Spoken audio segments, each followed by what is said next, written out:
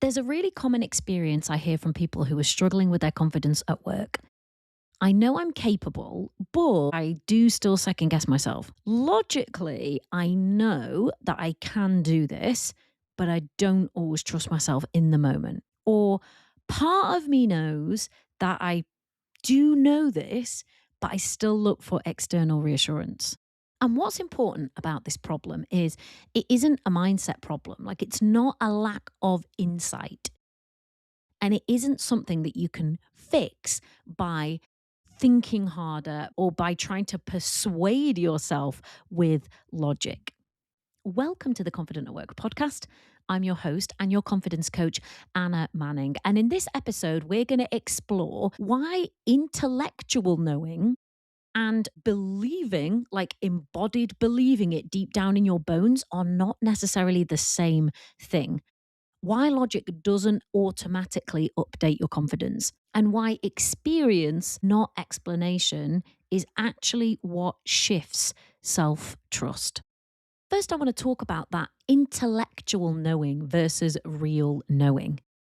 Because there's a kind of knowing that lives in language and it lives in logic, and this is your explicit memory system. Facts, insights, conclusions. So I might hear you say, I am capable, I can handle this, I know what I'm doing, or I did have an insight that I wanted to share in that moment and I was pretty sure that it was right. That's real. It's conscious, it's verbal, it's accessible to you. It is intellectual knowing, I like to call it, that you are capable. But there is another system which is also working alongside that, which we call your implicit or emotional memory, which is built from emotional learning and lived experience, not from logic. And this system, it doesn't think in logical sentences, it thinks in prediction. So, what has happened in the past when I've been in this situation or a situation like it? And is this safe or risky for me based on that past experience? And that is where the gap between what you know logically to be the case and what you might feel in the moment shows up. Because these two systems can hold completely different truths at the same time. So I want to explain why you can know something logically and still not feel it in the moment. Your brain does not store confidence as a single unified belief or a single unified feeling. It stores patterns of experience and it turns them into predictions. So even if you're thinking in a meeting, for instance, this is fine, I can handle this, I've done my prep and I know what I'm doing, your emotional memory system may still be running different data, like I'm going to get criticized, I have been exposed in the past, or I've watched other people be exposed. It may be storing situations where things really didn't go as planned, or you get asked a question that you could not answer, or there was a moment where you got something wrong and that uncertainty felt completely overwhelming. That system is much faster and it is automatic. And crucially, until you start working with it, it is non-verbal.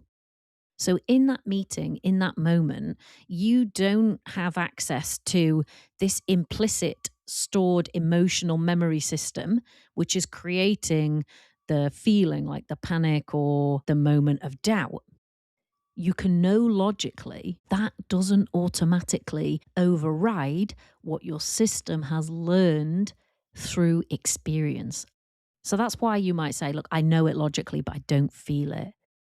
Feeling is not a cognitive process. A lot of the time, for the issues that we're talking about when it comes to confidence at work, it is a learned prediction state. So I want to give you 3 kind of everyday workplace examples where logical knowing and what you feel in the moment can totally split off. The first one is around feedback. So you can know logically that it is a good thing to receive feedback, that everybody should expect feedback, and that sometimes your feedback is going to be good and sometimes it's going to be constructive. You can know that logically. But in the moment you receive it, If it's constructive, you might feel tense, you might feel tight, you might brace, you might have the response of just totally backing down or not being able to have the conversation. You might not be able to hear it clearly. You might over explain. You might replay it again and again in your head afterwards as if something's really wrong when you've received a piece of feedback. So, the knowing, the logical knowledge is that feedback is useful, but the felt response for you is that feedback is a threat. Here's another example. Somebody can tell me, I know I belong in that room because I'm there, because I've been invited, or because I've received that promotion. And that's a requirement of my role is to be in this room, in this setting with these people. But in that room, in that setting, you may hesitate or stay quiet or not be able to think clearly. So the knowledge, the logical knowing is that I've earned my place at this table. I have earned my place in this room. But the felt response, the emotional response might be, I shouldn't be here. I can't take up space unless I'm certain I don't deserve to be here. And here's another example. I know that I can make decisions based on my expertise and experience with imperfect information. But that fact and knowing that is not the same as how it might feel to you. So you might feel like I have to overthink this. I have to get more information, even if there isn't any. I have to know everything. I might seek a load of reassurance before committing, even though you know this is what I think we should do about this thing. I know what decision I want to make. It might feel like I have to seek a load of assurance. I'm not sure. I need to doubt it. So the knowledge, the logic might be I have the capacity and the expertise to make the decision based on my experience. But the felt response might be this uncertainty around this decision is very unsafe and needs to be avoided. Just 3 everyday examples. And I want to talk more about why more thinking and more logic doesn't close the gap between what you know logically and how you feel in the moment. So, a common response, and I'm sure I used to do this too, is try and kind of think your way out of this problem. So, you try and tell yourself, you try and convince yourself, I do know it is okay. I do belong in this room, right? Some people try affirmations like, I belong here, I know what I'm doing, etc. And trying to kind of logic and think your way out of this bind that you might find yourself in with more understanding or affirmations or reassurance or more analysis, even more thinking, doesn't actually help. Because the emotional learning doesn't update through or primarily through logic. It updates through experience. So let's take one of those examples. I'm happy to receive feedback. Logically, that's what you know. But in the moment, it feels like the feedback is actually a threat. But your system in that moment isn't asking, what do I know logically? And I will base how I feel about this situation on that logic. Not happening. It's asking, what's happened before when I've been here? What lesson did I learn? And therefore, what protective strategies do I put in place in order to respond in that moment? Which is why it registers as a threat and you respond accordingly. So if you're hearing yourself or seeing yourself in any of this, I want to share a bit about what actually changes it and how we work with it. So I find myself saying to clients when they come and have a consult with me about how I might be able to help them feel more confident at work, I find myself saying, so your belief is that you know what you're doing and you deserve to be in your job, etc., but you don't feel like that always in the moment. And we want to align in working together, we want to align what you know logically with how you feel in the moment. And therefore, you would be able to receive that feedback. You'd be able to sit in that room knowing that you belong there and be able to contribute in the way you want. And you'd be able to make that decision in the moment trusting and knowing that what you know is enough and getting on with it. So we want to align the feeling in the moment and the logical belief that you're already holding. And in order to do that, it's important to understand what actually shifts these patterns in practice. And as I said before, it is not more logic and more thinking first. It is a felt experience which triggers the shift, which starts to align the knowing and the feeling, the believing. So often, what I'll do in my work with a client, let's say it's on a particular issue, like I know I belong in this room, but I start panicking as soon as I get in there and I'm overwhelmed by all the people and I don't share. So, in our work together, I'm going to likely guide your mind and your body through a situation that can trigger that fear or that anxiety. So, like going into that particular room, but in a way that feels safe and feels grounded and feels supported. So, probably if you've been thinking about this on your own and trying to kind of feel more confident in those situations by thinking differently, by logic, or just by pushing through it. But fear is not that kind of logic. It's an emotional and a physical response. So often in a session, we're going to just gently bring to mind, call up in our minds the situation that's actually creating that problem. So in this case, the particular room where you're thinking, I know I deserve to be here, but I really don't feel like I do in the moment.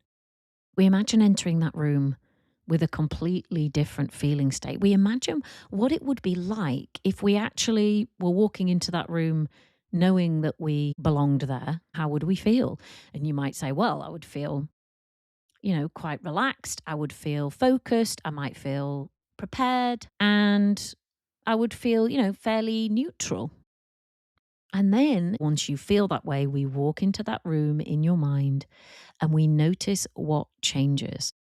So instead of reinforcing that old fear response around the situation, your system starts to experience that situation in a whole new way and it will start to see totally different things. So, the great thing about our brains is that they don't really register that much difference in an emotional felt response between a situation which is real and one which is fake, which is why your heart rate will still increase and you might start getting sweaty palms when you think about going into that meeting, even when you're not actually going in there.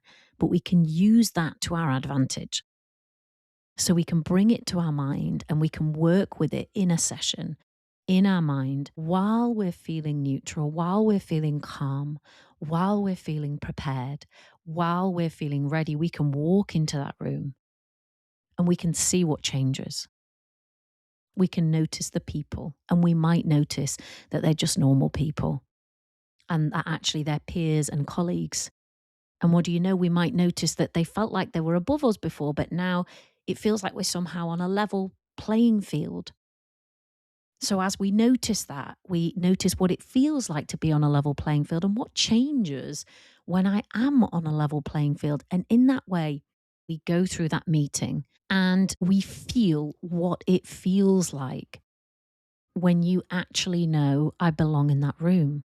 So we intentionally create and strengthen the emotional state that you actually do want, whether that's like calm, steadiness, confidence, and trust. And so your system actually begins to associate those states with the situation itself instead of the fear and the anxiety. And if the anxiety rises at any point during that visualized meeting, we don't avoid it. We work right with it in that moment and we help your whole body and your whole system to fully settle back into where you want it and need it before we continue. And when we do that, your mind, your brain updates what it thinks and feels about that situation. We're helping your brain actually relearn your response to that situation. The science is based around how emotional memory works. So when a stressful memory is activated, while the system is in a regulated state, the brain has an opportunity to update that file with a new emotion. And that is why these emotional responses can be updated rather than simply managed. So, for quite a few people, this shift can be quite quick because once your system stops predicting the threat in the same way, the intensity of the fear reduces. So, think about that feedback example. So, we know logically that feedback is a good thing and that I should use it to improve my practice or something that I'm doing at work. But the emotional side of it is that I'm registering that feedback as a threat.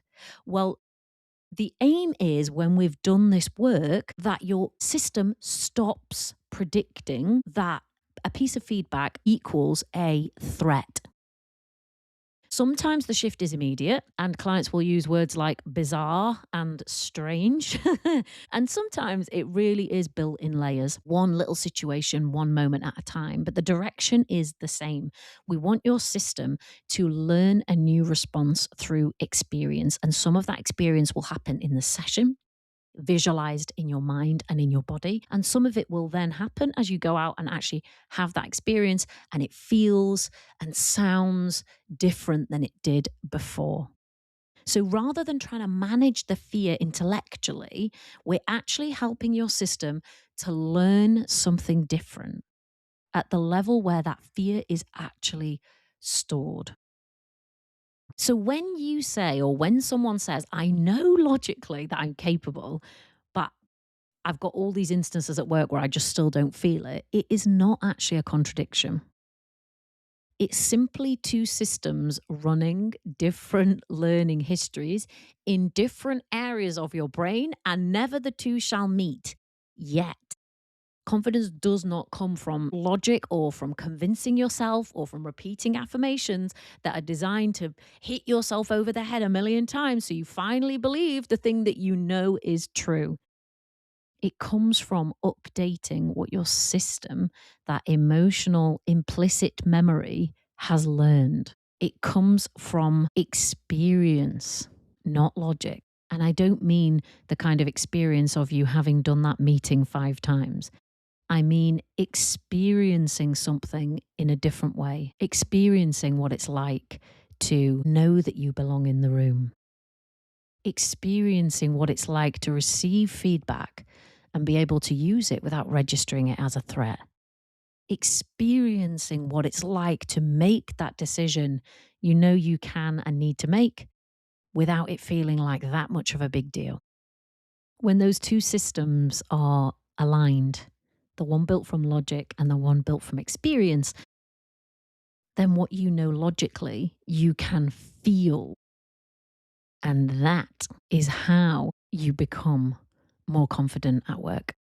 If you want to come and do this work with me, head to the link in the show notes and click to book a call to talk to me about private coaching. In that call, we're going to sit down together. I'm going to listen to the areas of challenge that you have, the particular things that you're struggling with, and I'm going to tell you whether or not I think I can help you. Another way you can work with me right now is through the Confident at Work program. That is a 12-month program where professional women are working on the internal skills that you need to feel more confident at work. Head to the link in the show notes, book a time, come and speak to me, and let's see what we could do to help you feel more confident at work. I will see you in next week's episode. Bye. Confidence, confidence, confident. I can be confident. Confidence, confidence, confident.